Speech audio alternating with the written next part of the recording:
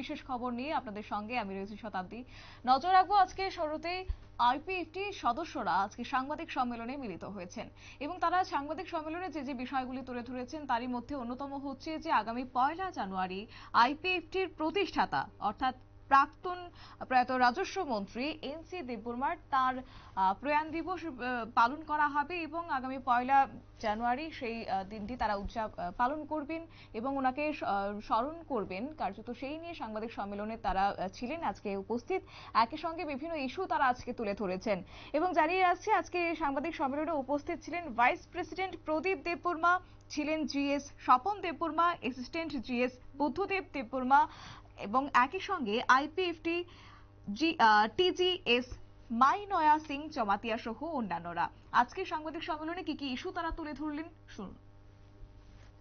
আমাদের political development অনেক হয়েছে, সেই ব্যাপারে একটা প্রেস ব্রিফিং এর প্রয়োজন হয়ে পড়েছে, যার জন্য আমরা একটা প্রেস ব্রিফিং তৈরি করেছি আপনাদের মাধ্যমে।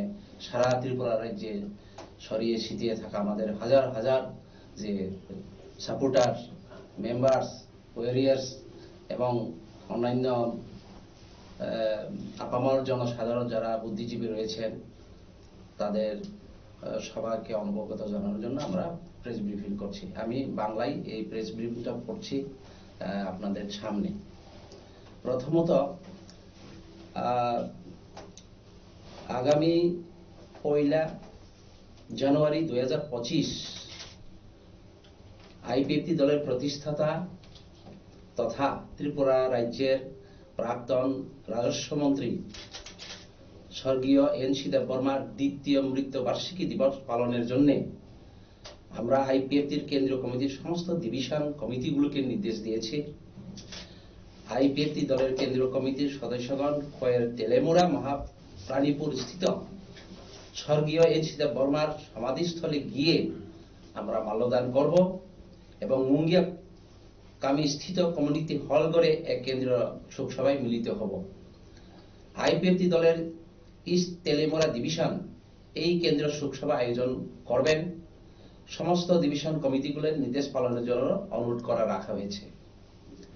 দ্বিতীয়ত, আমরা গত 21শে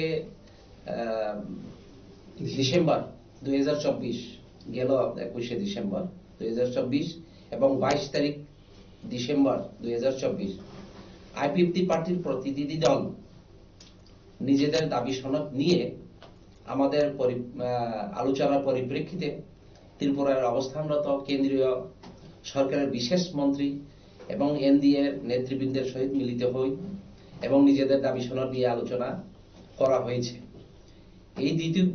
এই দুটি বিষয়ে প্রেস ও প্রিন্ট মিডিয়ার মাধ্যমে আমরা ত্রিপুরাবাসীকে জানাতে চাই, কর্মীদের অবগতির জন্য জানাতে চাই। এটাই মূলত আমাদের প্রেস কনফারেন্সের মূল বিষয়। গত সেই 21 ডিসেম্বর আইপিএফটি পার্টির প্রতিনিধি দল নিজেদের দাবি সনদ নিয়ে এবং বর্তমান দলের নর্থ ইস্ট রিজিয়নের প্রভারী